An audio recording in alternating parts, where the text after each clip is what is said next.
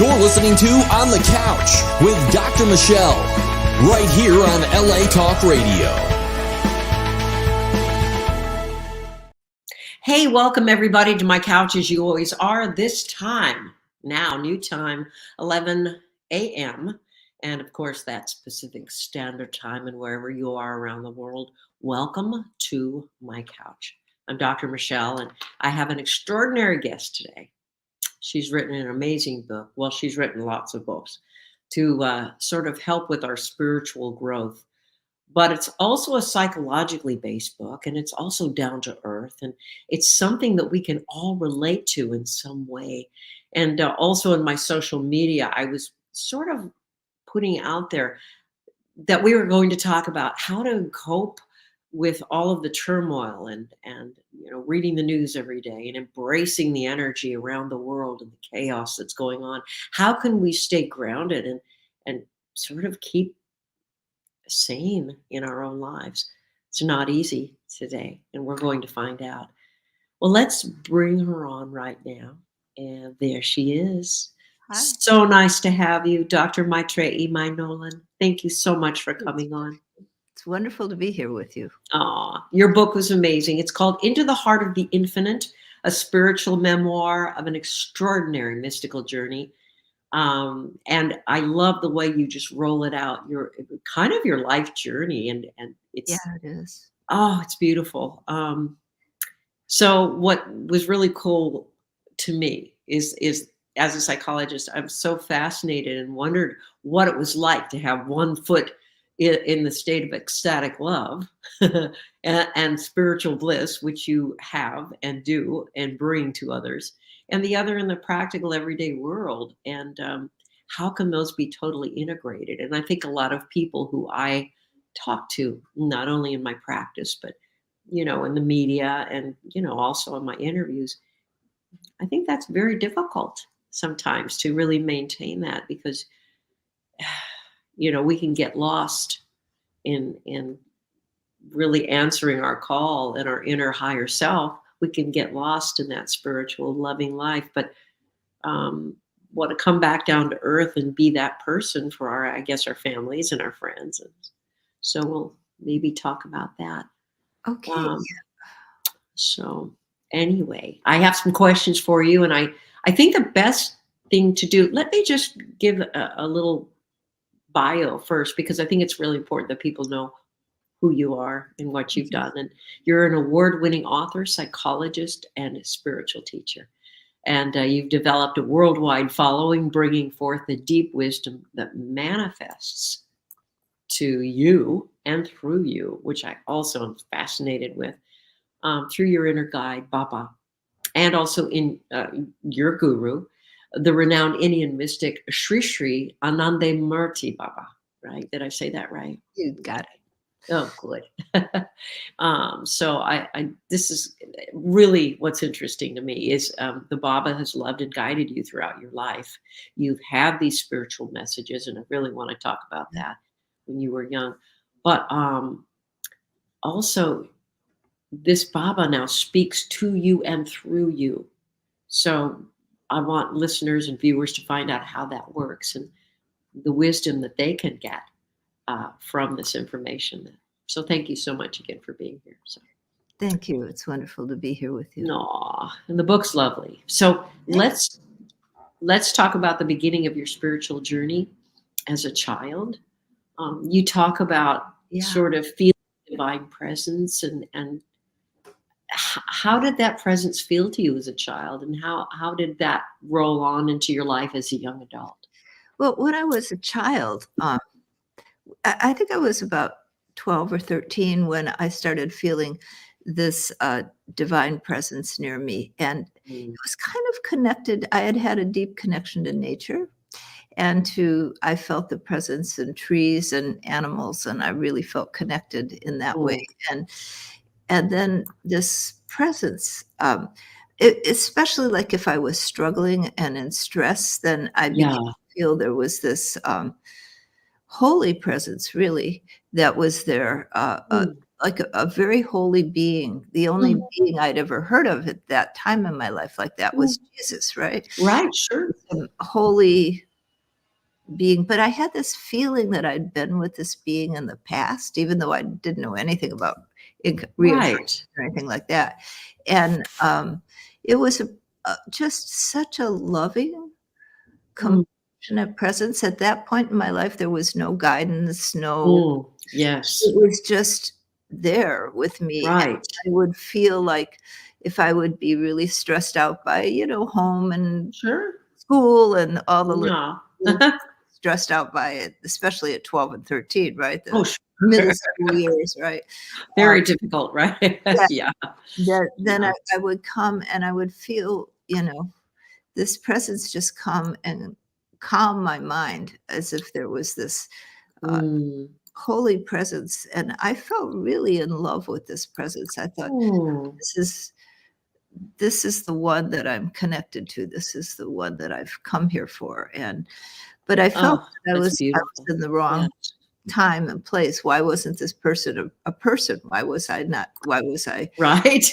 just a subtle presence that I felt, and Sure, sure. so that's Yeah. kind of how it started, with this guiding, kind, extremely compassionate, loving presence that I felt. And I didn't know who it Mm. was. There was no name, there was no guidance, Sure. no, but I felt it. Sure.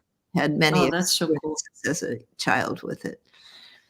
Going Wow. along And so it the was just walk. sort of a blissful feelings you were having and just sort It of it was very enveloped. healing and healing and magnetic. I felt, Ooh. Yeah. like if you Mm. really get into the Mother Mary or Mm. Jesus or some Yes. divine Yes. figure, you feel they're so beautiful that you feel Mm. incredible love, and this being was clearly beautiful like that, that it Mm. drew out this, devotion, this love Sure, for this sure. divine being, and Mm. and a sense of, wanting to be close to that divine being, Sure, um, sure. and missing that in the world that I was growing up, which was very, 1950s, very material Right. Sure, suburbia, sure. That's right. plastic-covered couches. Right. Exactly. So then you sort of segued into being a teenager and a young adult and getting into the life you talk about in your book. So the beatnik life. I Yeah, think that's so cool. I love yeah, I went through all the Yeah. in my teen years in high school, I went through the beatnik phase with the Yeah, yeah. black and the tights, and ironing my hair, There you go, girl. just straight, you know, and, yeah, I went through all of that and, and enjoyed it actually, really. Yeah, Coffee houses with my boyfriend sure. and going to the Hungry Eye in Chicago and playing, he played banjo, and we'd sit there and, be part of the musicians, and that was fun, and, That is cool. and then Yeah, went on to my hippie years, so sure, that sure. it was fun. It Well, was that's really neat. that I can imagine, and I've heard some amazing things about that. Very opening, new kind of age of the hippie movement is love, and what a right, wonderful age, the you know. beginning of the age of Aquarius. That's right, exactly, is in the song as well. But then I understand you as well. You were sort of experimenting at the time, as many folks did, with LSD, and sort of had some mystical experiences in those journeys, right? Yes, yes. Yeah. So, that was part of it, and it was there, and I Yeah. started taking LSD, and what happened to me when I took it is that I found that I went into, rather than that personalized, Mhm. divine, holy presence that I felt as a Mhm. child, Mhm. I just went into the cosmic whole. Yeah. I would find that as the trip got stronger, I would find myself sinking deeper and deeper into time slowing down. Oh, yeah. And Oh, it yeah. felt like one trip would take lifetimes. It was Wow. very long, Right. it was really only 12 hours in. Time is very subjective, and It is. in our normal time, it would be about 12 hours, but in Right. my subjective time, it would be, 100 years. And Right. it would be because time would slow. And Yes. as it slowed, the unitary wholeness of existence began to unfold Mm, more. mm, And I read Timothy Leary, and mhm. I used his work as a guidepost, and I sort of did this thing of regular Sure. regular experiment with going deeper and deeper for a couple of years, Mhm. Yeah. a and going deeper into this state where time would slow down, and I would feel this unitary wholeness, Mm. you know, Mhm. uh, Yeah. it was very powerful, very powerful, um, and that opened me up again. I had become rather agnostic, I would say. Mhm. Mhm. I was very disappointed in churches and religion, and the Right. whole didn't make it for me, and so with LSD, it opened up my experience that the divine, that there is a unitary wholeness of being, that a blissful, Right. ecstatic Right. uh, Mm. Mhm. awe that is there with this Yes. incredible cosmic wholeness. And Mm. Sure. I really Sure. love that state. But that's when the split began to happen between, Ah, there's me in my everyday life, which was kind of, I was a student at college. right. It was Yeah. okay, but it was kind of Yeah. boring compared to this cosmic Oh, yeah. you know? I bet. So Right. I was very drawn to these cosmic experiences, and, but I didn't have any way of bringing them into my life, of integrating them. There Right. was cosmic experience in LSD, and then there was everyday life. Right. And Right. and, then I reached a point where I had a LSD experience that was so profound, so deep, Mm. that Mm. I experienced this time slowing down, and this bliss state always got very, very strong with it Mm. as time slowed Mhm. down. Mhm. But this time, then I reached a point where it's like there was a a film, like a Ah, dimension, and I uh-huh. crossed it, and I Uh-huh. followed this point of light, and I Ah. crossed another barrier, and then I felt that I I got this resounding sort of a realization that it never existed in the first place. The whole universe Mm. was within my mind, and I saw the Mm. whole universe fold into each other, galaxies and Yes. every planets, suns all folding into each other, and then it was gone. Right. And then there was just something between being and non-being outside of time. Right. Right. And I somehow then the next thing I knew, I was back in a bliss state, Yes. and time was beginning to pick up again. Uh-huh. Uh-huh. But it felt like, "Why am I here? How did I get back here?" I was outside Right. this reality as Mhm. I'd Right. stepped Right. out of it. How did I get Sure. back in it? And, Wow. and then I resumed normal consciousness, and I knew that I could never take LSD again, that was a door Wow. closed, that it had Right.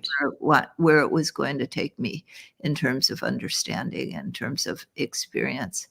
But I didn't know what else to do. I didn't know anything. I didn't even know that other people outside of LSD had these experiences. I didn't Mhm. know anything. Mhm. And Sure. so I tried it again. It didn't go well. I had my first bad trip because Yeah. I wasn't meant to do it, and I knew it, Right. but Right. I didn't know what else to Yeah. do. And Sure. so then I went through a difficult period where, I was having issues and Mhm. struggles, Mhm. basically because I was really depressed and Oh, yeah. disoriented, that I couldn't access that bliss any longer. Right. And Right. I went Yeah. to the psychiatrist who Mm. was very traditional, and Mhm. I said, "What am I gonna do? I have all this anxiety," Yeah. and Sure. this person just basically said, "Well, just live a normal life. The problem is you're not, you've Oh, experimented with these things and you should just live a normal. Well, that was really depressing to me. And oh, yes. it was a very trying, uh, Right, challenging time. But right. then it led to meditation. And, Mhm, mhm, I took a course in Eastern philosophy and mhm. was reading the Bhagavad Gita as part of my assignment. Ooh, And I'm nice. reading it and I'm going, "Oh my god, all these people who they didn't take LSD and they're having they Right. and Yeah, experience these things." Oh, that and I began to for the first time, I didn't know anything. Uh, yeah, sure. I began to realize, well, this is real. Yes, This yes, it is is. something that other people have experienced Yes, throughout history. right, And exactly. these are real states of consciousness. Yes, They're not just LSD. They're not just a drug. right. And with that realization came a lot of hope and a lot of Mm, yes. thought that, It well, was tough getting through, though. yeah, it was tough. It was tough. It's one of those critical points Yeah, in life where you have to make a change. And sure, so sure, I sure. that led to meditation and yogic practices, Mm, which then became my mm, path throughout my life. mhm. Yes. And so So, also, I mean, I love the story, and really, you got a taste for a while of opening that third eye. Is I don't know the language myself per se, but I mean, this is just how I interpret it. yeah, just Of yeah, going into the cosmic. yes, being Oh, one with universal cosmic consciousness, and yes, to me, we all have that within us anyway. It's just we do. being able to tap in, right? Yeah, it's accessing, but It's accessing. it is the base of our being, of every one of us. Yes. This is a fundamental base, and it's just cultivating access. And I think that most people Mhm.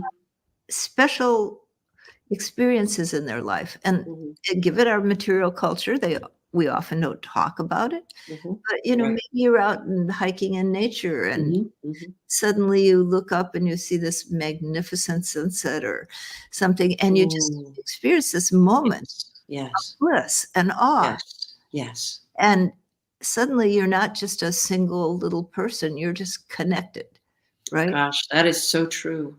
Um, yeah, I remember when I was a little girl, I love going out in the sun. I used to frequently, just sort of put my face up to the sun, and I'd feel this overwhelming flow of this. I couldn't explain it when I was a little girl. It was Right. happening a lot. Yes.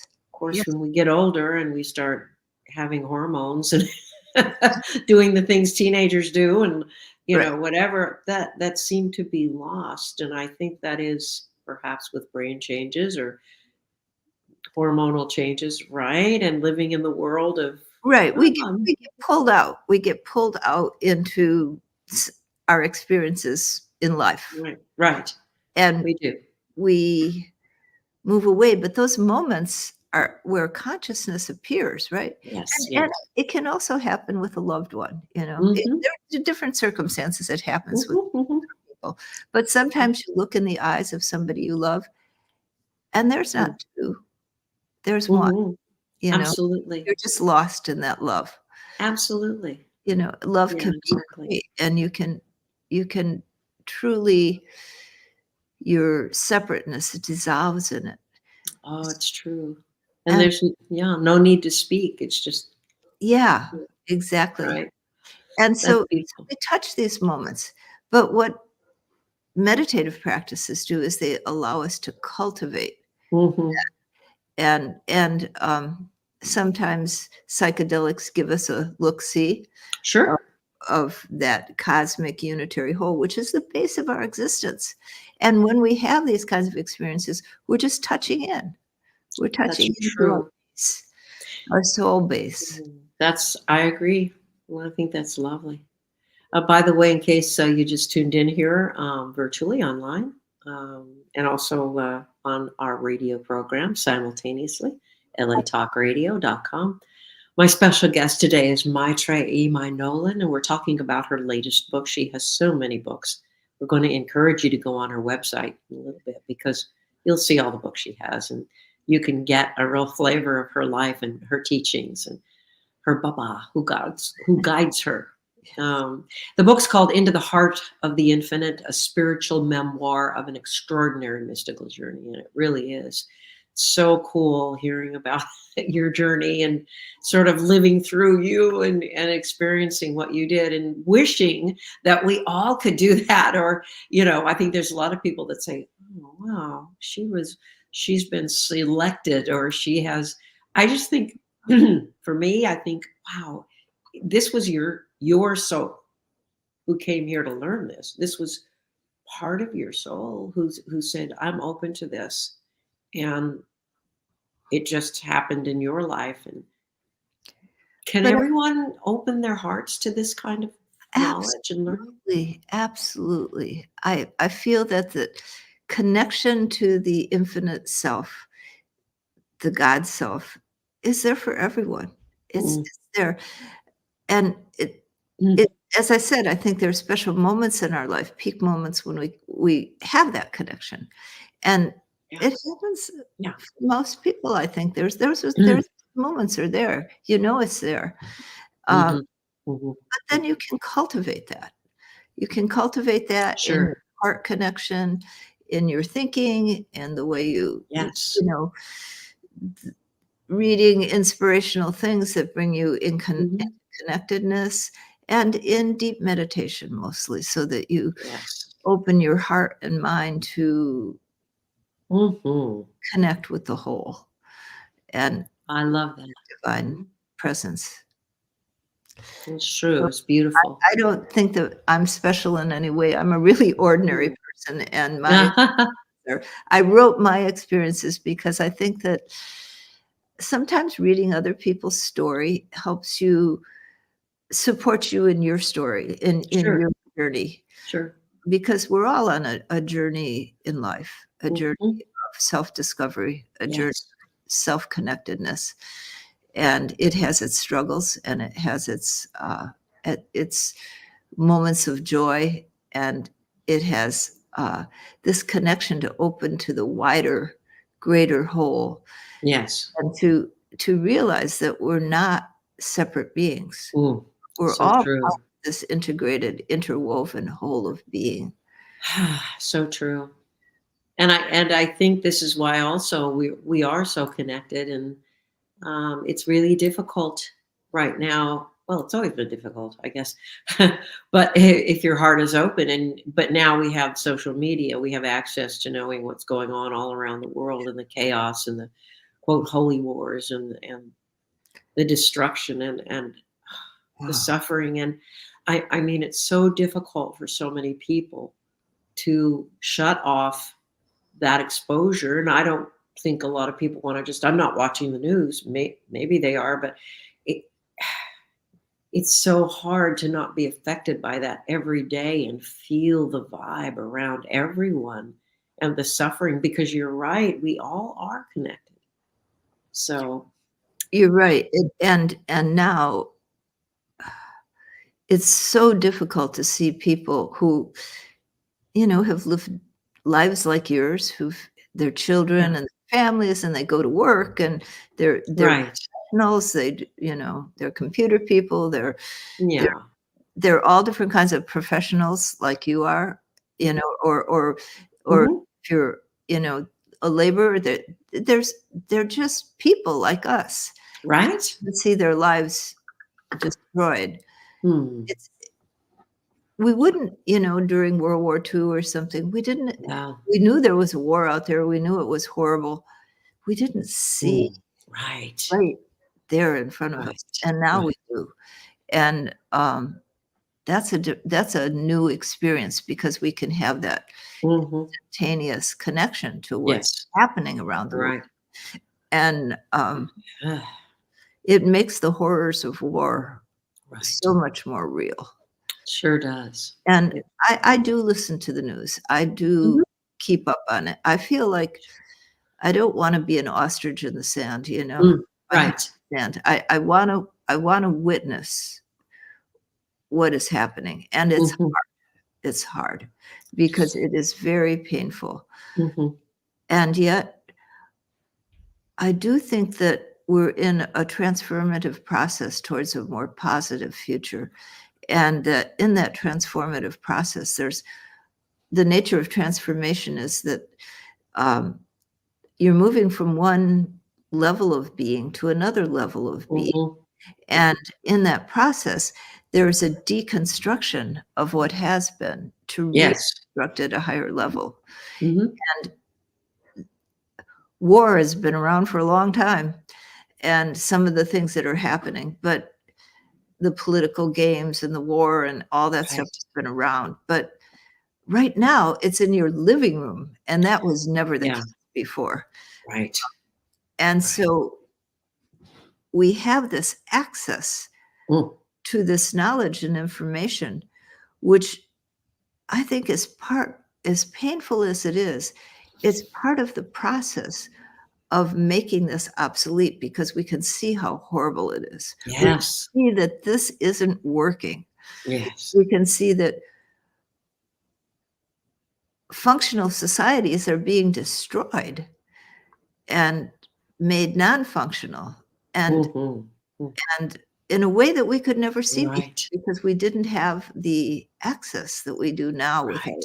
communication systems. It's true. And that is So true. part of that Yeah. transformative energetic process. We're Yeah. disgusted by what we see. It's horrible. And Mhm. maybe It that's is. part of the process of change, to be able to recognize how horrible what we've been doing for a long, long time is Right. not Right. okay. And Right. I'm hoping, the guidance I receive is that Mhm. we are in this transformation process, Mhm. Mhm. level of being to a different type of world, a world Yes. where war will not Right. exist, a Right. world where we can live in harmony with each other and settle our differences in a different way. Uh, Yes, exactly. It's beautiful, and, yeah, I mean, it's a horrible lesson, but I mean, I guess the human consciousness needs to go through extreme suffering, and we have since I mean, I've been watching these documentaries on Oppenheimer and, all the yeah. when we created the nuclear bomb and exploded it for the first time in, Nagasaki and then Hiroshima, it just horrific, uh, energy when we learned how to split the bomb, which is I mean, I guess what I'm saying is did we have as human beings, as Homo sapiens sapien, did we have to go through these stages of experiencing horrific loss and hate and in order to come out the other side? Is this what you're saying, the guidance that you're getting from your real Baba? Not that we had to go through them, but, you know, it's our process of evolution, Mm, mhm, you know? mm, These are human tendencies. This is the shadow of human mm, consciousness. mm, We feud with each other, mm. and we create walls and barriers and beliefs that this or that is, Yeah. my way is the only way, God is on my side, you are the infidels or Yeah. we've created that for a very, very long time, Yes, and, yes. uh, it's time to evolve It past. is. It really is. I wanted to ask you also, and we just touched on this briefly at the beginning, but this is sort of your journey, in your amazing book. It's called Into the Heart of the Infinite, a spiritual memoir of an extraordinary mystical journey. And that's my special guest, Dr. Maitreyi Mai Nolan. And of course, you opened up your heart and the real Baba came into your life. How did that happen? And how did he come through you? So what happened was I was in my early 20s, and, I had gone through those LSD experiences, which had opened my consciousness, and I'd gone to that class, and I'd discovered that, oh, these states of consciousness are real. People that have experiences throughout the world, um, these states of unitive consciousness. And then I, I realized that LSD was, and psychedelics are a look-see, not a Yeah. way through. And I found meditation. Mm. Uh, I started regular meditation, and I started having at first I started having these unusual experiences. I got scared. So, Yeah, sure. so I stopped meditating. Mhm. And then, but I really wanted to meditate. I Yes. really wanted to get back to these states of divine consciousness, of divine presence. And so I started meditating again, and I was having these very peaceful, quiet meditations. It was very nice. Mm. And then one day I came out of meditation, and I realized that I had been hearing this voice talk to me, not only in that meditation, but for months.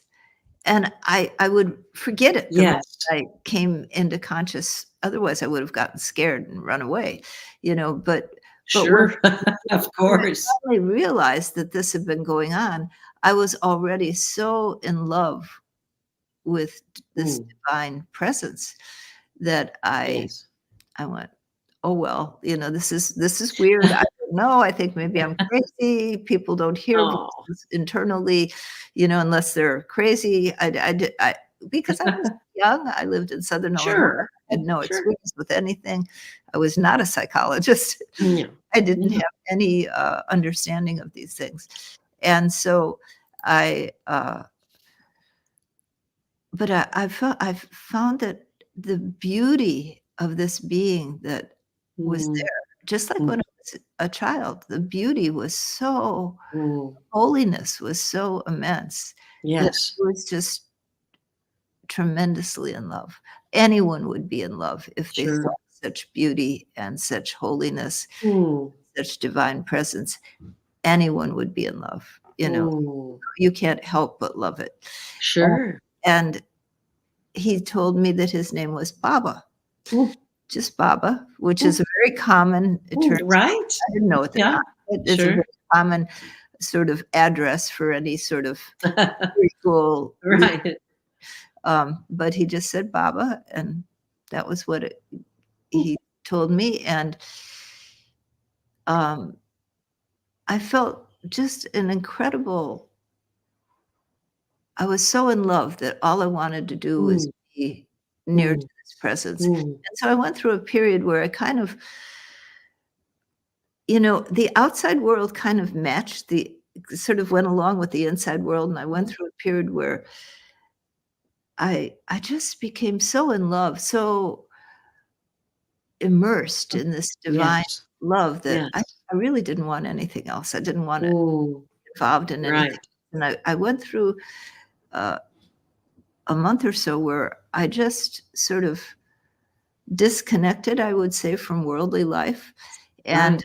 and then this period happened where Baba brought me into uh my husband decided to go off for a few weeks to Jamaica. We had had all these miraculous things happen to make us on this farm, 1,000-acre farm in the middle of Southern Nice. California, and yeah, I was alone in this place, and I went through a couple of weeks where I would say it was a spiritual purification process Wow. where Baba was with me and I was completely immersed. I was immersed to Oh, the point where I really couldn't care for my body. I was just melted into this love. yeah. Yeah. And then Baba would sort of move away and I would feel excuse me, I have a bit of a cough. It's okay. Of Um, course. I would feel that I was separated and going crazy because what was I doing, Sure. listening to Sure. voices and melting into it like Right. and Yeah. I would become afraid, and I would go through that for a while, and then Baba would come close again. I see. Of course. And also, when you're talking about, voices and everything, and I know, I'm sure you thought, oh, I'm going crazy or whatever. Right. But I mean, I've spoken with people who, had actual audible. It's an audible voice that you're hearing. It's not just a thought, or you're being imprinted, by a presence or something that's bringing thoughts, to mind. Yeah, I'm so So sorry. no, that's okay. As I understand it, it was an actual voice, saying loving words and kindly, sort of being there with you, within you, right? It was a lovely voice, and Oh, there was a sense of presence. yes. It wasn't an audible voice. It was an Right. inner voice. I love it. And Love it. I felt that I'm so sorry. No, that's okay, and I'm so sorry. And what I find is also sometimes what we have is, I call it our higher self, where we're drawing in information from whatever you want to call it, the universal consciousness, God, the quantum field, whoever, however you want to say that in a scientific term as well. But we are drawing in and opening our hearts and selves up to higher energy beings sometimes. And if we do, the practice of experimenting with meditation and stuff, we can open ourselves up. If we stay on course of focus and meditation, we're allowing ourselves to receive information from those higher levels of consciousness, such as Baba, the guru, right? That's right. That's sort of exactly the way right. it works. Yes, and that's what happened. And I really felt that I had, in this purification, Mhm. there was this bliss and the struggle, and that went on Yes. for about 2 weeks, and I was so deeply immersed, I couldn't even feed Sure. myself. Baba would say, "Now you need to eat. Put this," Yes. and I would be so gone into this he would say, "Now eat it," So he guided me. He even took care of me physically during that, Mm, when I was really yes. gone in this immersion. And then at the end of it, um, my guide said, my Baba said, uh, "You have wasted your life in self-pity, Wow. and Mm. you don't really deserve for me to stay with you." Ah, Yeah. no, don't go. No. So I said, "Oh, please stay, please stay." Uh-huh. And I felt like him looking through me, and I felt like my past lives like a deck of cards behind me.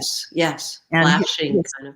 yeah, and I couldn't see them, but I know he could, and I felt him looking through all that I had been. Mm, mm. And then I felt this energy rise up in me, where my being melted into him.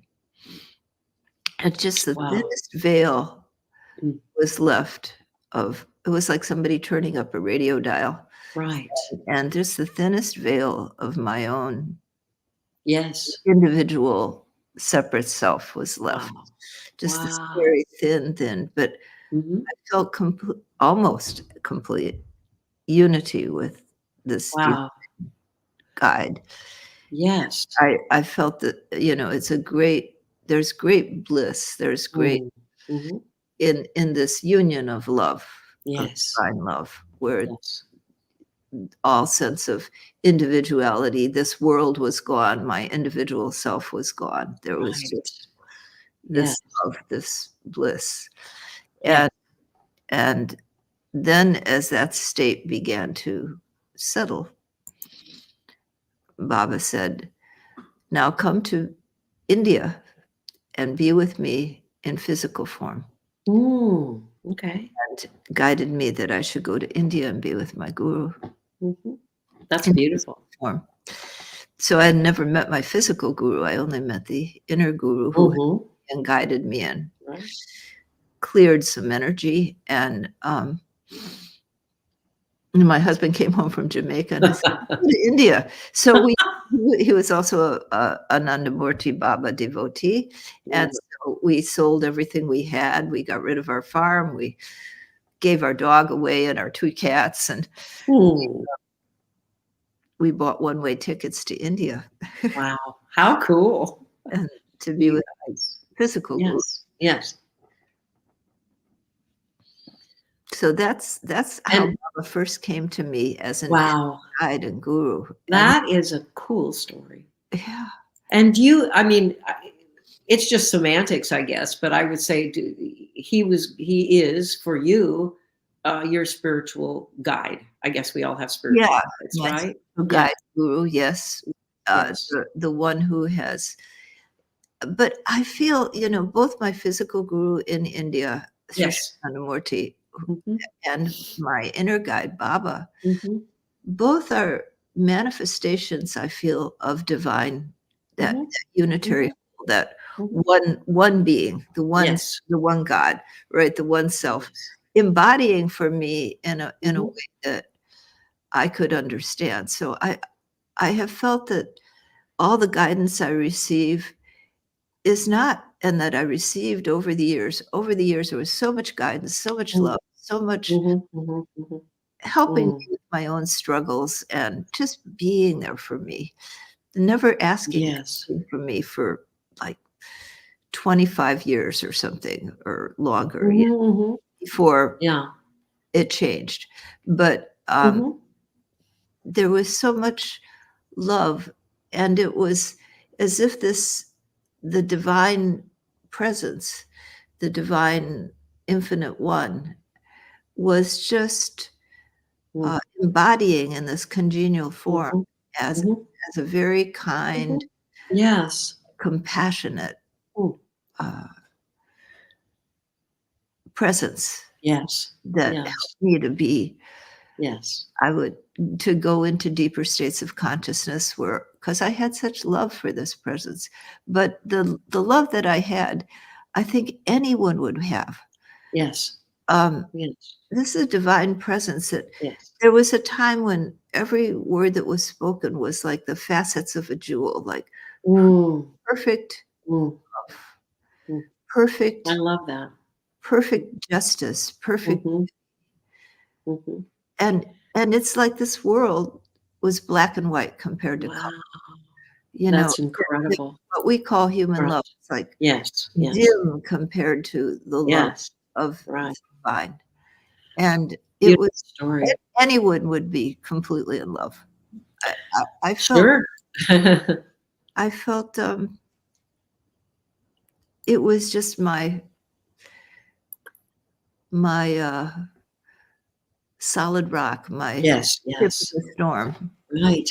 When you said that Baba said to you something about you're steeped in self-pity, does that mean that you were really deep into your own ego, or what do you how do you translate? I mean, we all as human beings sometimes, I guess, need self-pity. Sometimes we need to say, "Oh, you poor thing, life's tough," or whatever. I think But that it wasn't really, um it was my sense of inadequacy, my okay. sense of Mhm, inferiority, that mhm, I wasn't as good as other people, maybe, mhm, yeah, all those mhm. vulnerable kind of, Sure, especially teenage things that, you know, sure. I as a kid, I had dyslexia, and I wasn't one of the Right, girls who made straight A's, and right. I sat in the row with the dumb boys who threw at Oh. paper airplanes, No. and, that kind of thing, Right, just to say, right, right. "Oh, I'm not quite as good Yeah. as they are," and I'm, the kind of A insecure, lot of people feel that way. I mean, a lot of adults and, and a lot older a lot of adults. kids feel that way, the kind Yeah, of sure, insecurities that sure. young adults have, and Yeah, sure. Exactly. that's what Yeah. I was talking I'm about. not enough of enough, and I'm just Right. so his Um, suggestion was I love was that which you are. Yes, he was Let it go and don't love waste that. your life feeling sorry for yourself. Put Right. it together here. That's so cute. I love that. That's beautiful. So also, in this world, and I want to also, before we have to wrap up in about 5 minutes, I want to share with viewers and listeners how they can find out more about you. Yes. But first off, just a real quickie. In your book, you were talking about losing the ego, and I know this is a long discussion for a short amount of time, but um, how can we best sort of kind of lower the ego needs that we have and embrace more love, and especially with all the chaos, like I said, going on in this world, embrace what's in front of us and just try to be a decent soul every day. I mean, By letting go, by letting love mm, be, by melting back into that love mm, much as we can, mhm, seeing the divine everywhere. I think the real yes, secret and what I really discovered was that the divine is the source of everything that is. It's in every living being. And yes, this world can transform from dull to magnificent if you allow it yes, to be. And so if you look on the bright side, a glass can be half empty or half full. And if you let mm, your glass be half full rather than half empty, and if you see the beauty that's around you in every plant, every animal, every human being, and every good intention mm, that others have, um, mhm, it makes life much more bearable, and you begin to see that there's love mhm, all around, and that yes, divine love permeates this world and all the expressions mm, of life on this planet, and mhm, that mhm, um, the more you can stay with that and live in that, whatever terrible things are going on in the world, yes, yes, you're living in the light. mhm, You're living in grace. yes. And if we can stay in grace and I guess, like you said, give up or allow, or, you have to just let go. Let go And of control, and yes. trust that the universe has its Mhm, own way of righting wrongs and mhm. and making things work out, and just trust that. Beautiful. So focusing on trust, Mhm, feeling grace, mm, opening to love, mhm, and feeling, that beauty that is all around us in everything. Go mm, walk mm, nature regularly. mhm, Feel the beauty of all the living beings around you. mhm. I love that. And the nature and bugs and everything else, the Yeah. animals and the creatures. Yeah. And yeah, I guess it's just allowing, and we have the yin yang. I mean, we have the supposed dark side and the what the human being has to go through in terms of their belief systems and their hate and their fight and their defense and whatever they need to. And it's just perhaps being an observer, loving and allowing. Loving, allowing, and seeing looking on the bright side, Yes. seeing Hmm. seeing that even when it looks very dark, that's temporary. That Yes. this too shall pass, Yes. Yes. and that there is a purpose and a love Beautiful. and something special that even Oh, in the deepest, dark sure. places is there. Sure. Hmm. There is light to be There found. even when It's life beautiful. gets really rough. Oh. Well, listen, Dr. Maitre Imai Nolan, thank you so much for being here on the couch. It went so fast. I really appreciate our chat and your wisdom and what you bring to the world. By Thank you. the way, oh my My goodness, it's I my want pleasure. I wanted to mention that my website has recently changed, and Oh, it's yogama.org now. oh, okay. And how do we spell that? What would be the best way? YOGAMA Mhm. .org, Beautiful. All right. yogama.org, and people can see my books there, and they can reach me if they wanna talk to me or study with me, they can reach me there. I love it. And by the way, her latest book is Into the Heart of the Infinite, a spiritual memoir of an extraordinary mystical journey. an incredible life story of a woman who heeded the voice of divine love. What a gift. But she opened her heart up to it and went on a wonderful journey to be here to teach us all. Dr. Maitreyi Imai Nolan, thank you so much for being here, and blessings to you. Thank you. It's been wonderful to be here with you, Michelle. Thank you. Bye-bye.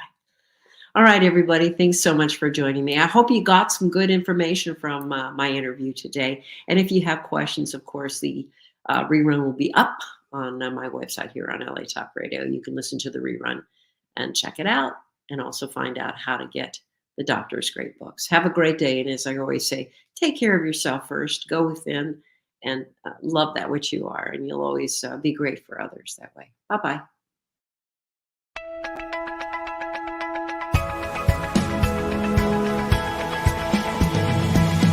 You're listening to On the Couch with Dr. Michelle, right here on LA Talk Radio.